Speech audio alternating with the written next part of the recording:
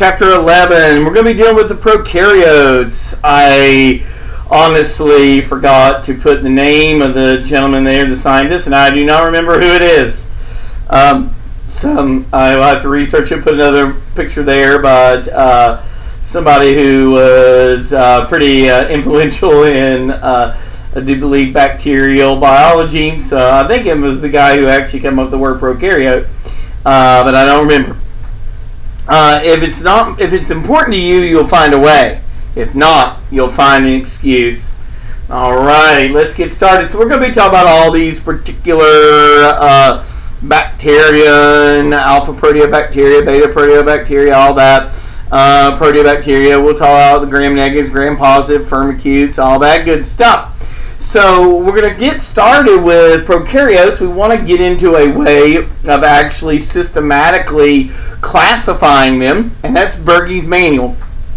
Bergey's Manual, the systematic bacteriology, is what we use to classify. We use ribosomal RNA for differences where especially morphology can be difficult. It's universally accepted as a classification system for bacteria. So we have prokaryotic organisms. We look at peptidoglycan and ribosomal RNA structure, and that will be bacteria. If they have pseudomirin and we look at the ribosomal RNA signature there, we will find that's archaea. In the domain bacteria, we have gram-negatives and gram-positives. In the gram-negatives, we have proteobacteria and non-proteobacteria. And the gram-positives, we look at low GC versus high GC ratios in the DNA. Alright, so we're going to look at gram-positive bacteria first. The firmicutes, the phylum Firmicutes. I wanted to challenge you guys to do something. I don't have a mnemonic for this. I've never been able to find a firmicutes mnemonic. And one of the things that I frequently do is like challenge my students, hey, if you got one that you come up with a mnemonic for firmicutes and actinobacteria, would like to send me one, please do. Firmicutes, they have a low GC ratio. Good way to remember that is people feel like they are failing. They have an F when they have a low grade. So Firmicutes, F, low GC ratio. That's Clostridium, Bacillus, Staphylococcus, Lactobacillus, Listeria, Streptococcus, Enterococcus, and Mycoplasma.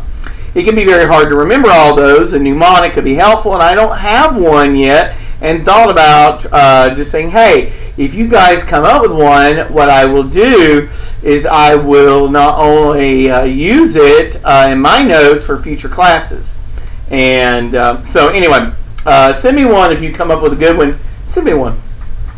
Phylum Actinobacteria has a high GC ratio. If you have an A, that's a high grade. Okay. That's Mycobacterium, Corneobacterium, Streptomyces, Actinomyces, and Nocardia. Okay? Alright. So, come up with some mnemonics for those to help, because I might say which of these is a firmicute. Okay? Alright. Clostridium. Let's get started with Clostridium. Clostridium being a rod-shaped bacteria, which is endospore producing, so we can see the endospore there. Clostridium is a group of obligate anaerobes. This includes Clostridium tetani, which causes tetanus, Clostridium botulinum, which causes botulism, Clostridium difficile, which causes the C. diff, and Clostridium perfringens, which causes gas gangrene, where you ferment carbons in the tissues and makes gas bubbles. So, some pretty nasty things in Clostridium. Clostridium produces some different toxins. Clostridium tetani has a neurotoxin, and it's called tetanoplasmin. It blocks relaxation of muscles, causing muscle spasms, can result in what's called epistatanos, which I have an image of. Clostridium botulinum produces an exotoxin that blocks acetylcholine, causing flaccid paralysis. This is found in food poisoning. Here we actually have epistatanos in a patient where their back is arching and contracting, and then a painting of a person with epistatanos with tetanus.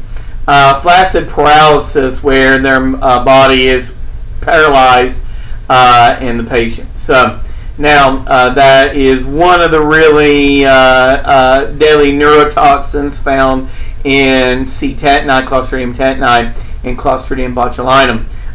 Two of the really, especially Clostridium botulinum, the botulism exotoxin, is really nasty. It's one of the deadliest toxins, neurotoxins out there, and people get it shot in their face to try to prevent from getting wrinkles.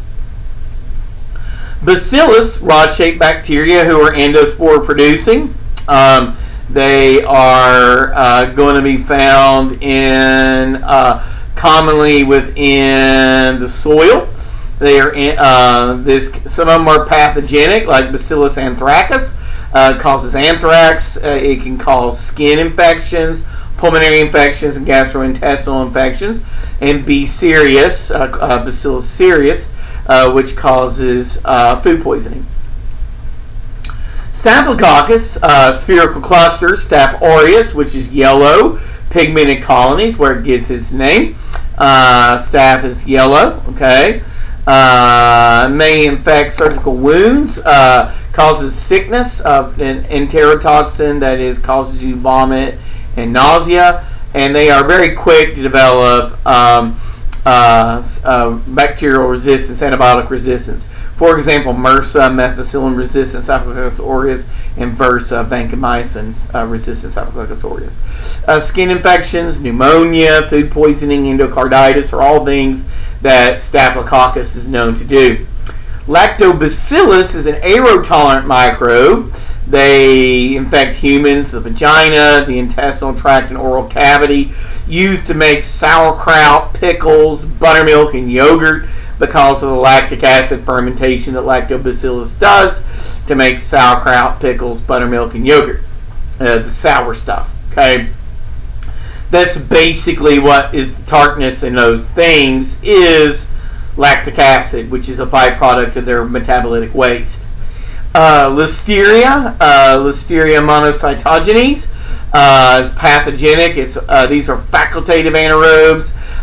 They contaminate foods, actually dairy causing listerosis. Raw milk, they can grow in refrigeration temps, so they can result in miscarriage and death, and especially in immunocompromised patients, they survive without phagocytic cells. Streptococcus, spherical in chains. Streptococcus, quite pathogenicity, high levels of pathogenicity. It destroys phagocytes. It has enzymes. These are virulence factors that destroy connective tissue and blood clots and facilitate the spread of the disease. They can cause strep throat, Streptococcus pyogenes, streptococcal meningitis, streptococcal pneumonia, and endocarditis. Strep throat can end up causing endocarditis. Is common. Enterococcus is adapted to areas with rich nutrients but low oxygen, so the GI tract, the vagina, and the oral cavity, because they can grow in a lot of inside of like oral tissues. They can get away from the air.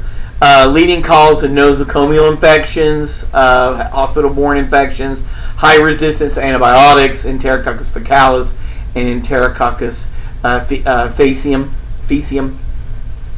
Mycoplasmas, they lack cell walls. They're unaffected by common antibiotics.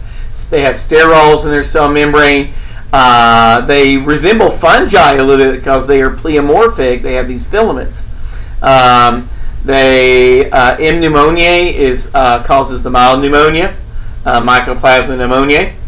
Now we're in the actinobacteria. They are high GC, high G plus C, and these are gram positives. Okay.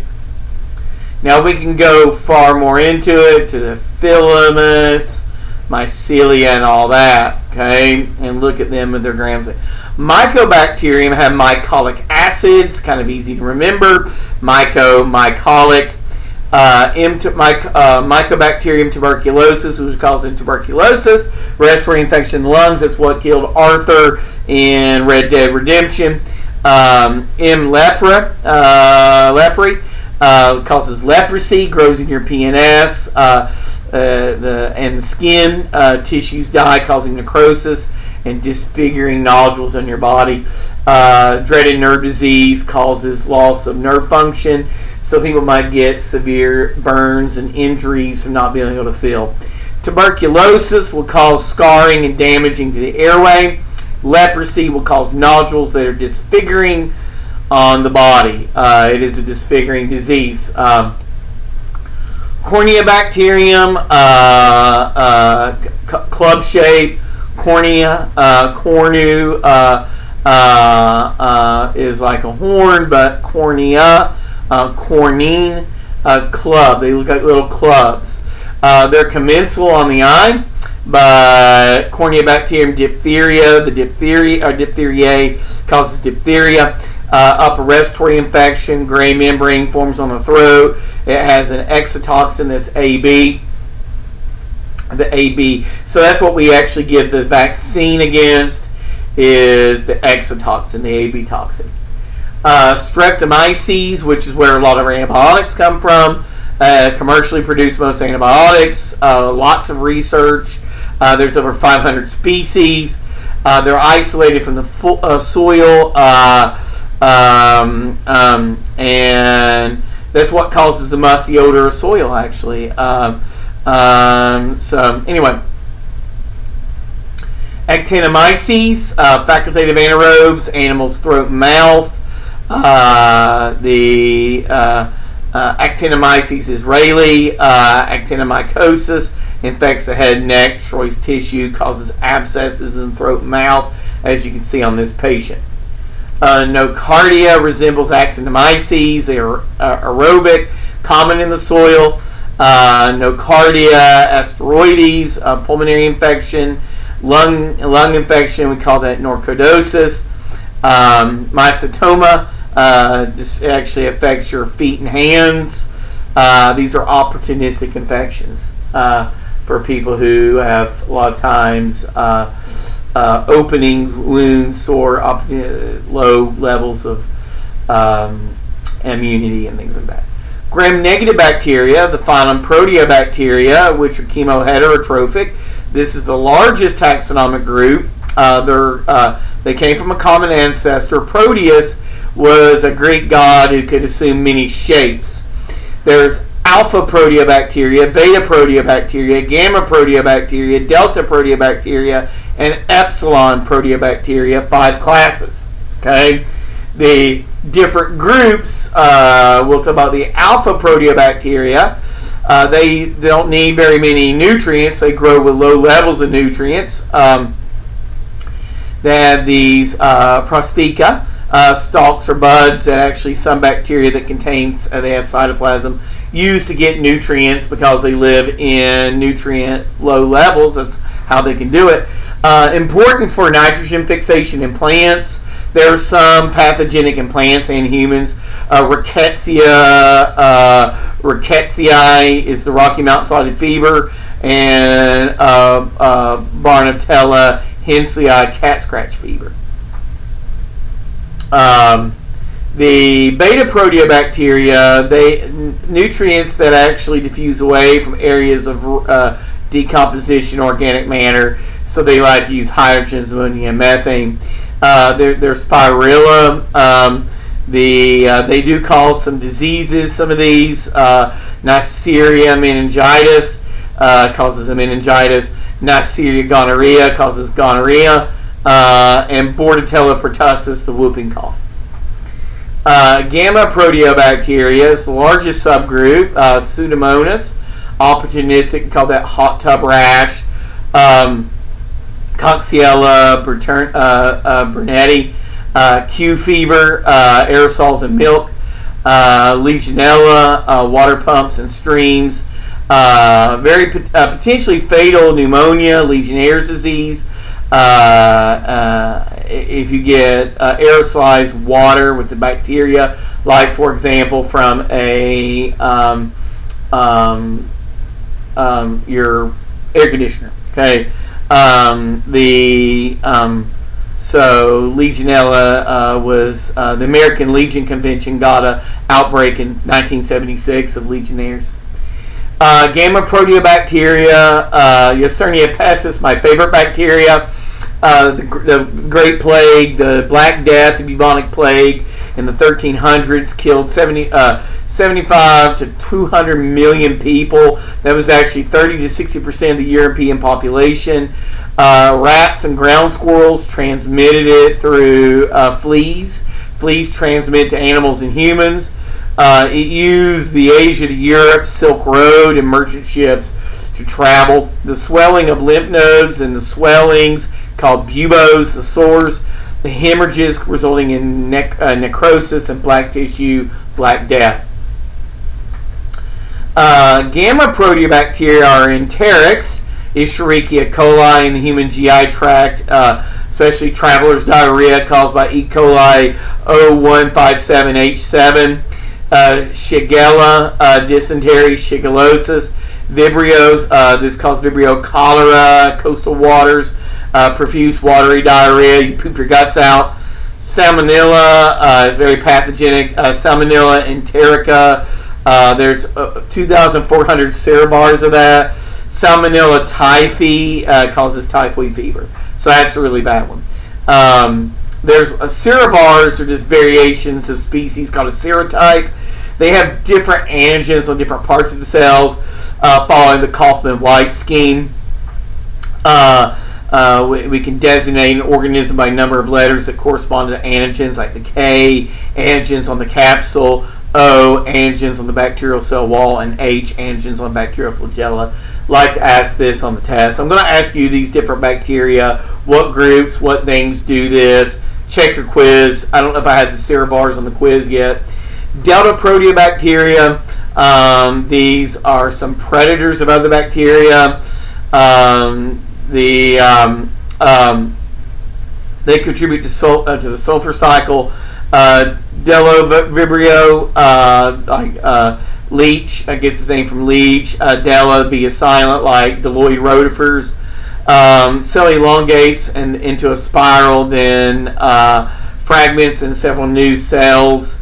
The deloblasts, the predator-prey combo, they devour the prey and they move on, so they can destroy other bacteria. Now, the epsilon proteobacteria, this is microaerophilic, helical, or even curved species. They can be foodborne and things like that. There's Campylobacter fetus, causes spontaneous abortions in animals. Campylobacter jejuni, intestinal disease. Helicobacter pylori have multiple flagella. They cause ulcers. They neutralize your gastric acids and do other things and cause ulcers, peptic ulcers. They cause the PUD, peptic ulcer disease. Chlamydia, OD gene negative. They unique developmental cycle they have. They have elementary bodies that are infectious, and they have reticulate bodies that are reproductive. The chlamydia trachomonitis, trachoma blindness, they call that. They are non-gonococcal urethritis, and it's an STD. Common STD in males, urethritis, has a white discharge and burning urination. Females have cervical inflammatory, leads to pelvic inflammatory disease, cervicitis. Chlamydia has a complex life cycle. The elementary bodies and the reticulate bodies. Remember, the reticulate bodies are reproductive, but the elementary bodies are infectious. Here you will notice the elementary bodies are releasing and causing damage to the host cells, where the reticulate bodies are going to be reproductive. Okay, spirochetes, they have a coil morphology, axial filaments, Borrelia, Lyme disease, deer ticks, they cause flu-like symptoms, Leptospira, they are found in the urine of dogs, cats, and rats. Treponema pallidum, which is syphilis, you will see early in the stage. There's 3 stages. There's stage 1, stage 2, stage 3. Stage 1, you will have cankers, the skin ulceration called a canker, which is like a hard canker, we call it. There's a rash across the body and palms and soles of the feet in stage 2. Stage 3 is the neurological syphilis, neurosyphilis with cardiac problems. That's where you have the gummas. I don't have pictures of nasty gummas, but there will be gummas in your diseases. I might ask you which skin issue, like canker rash or gummas, are indicative of which stage of infection of syphilis. Okay. We can find that in skin, bone, and liver. Treponema diseases like to affect bone, cause bone lesion. All right, that's it, and we'll see you in the next one.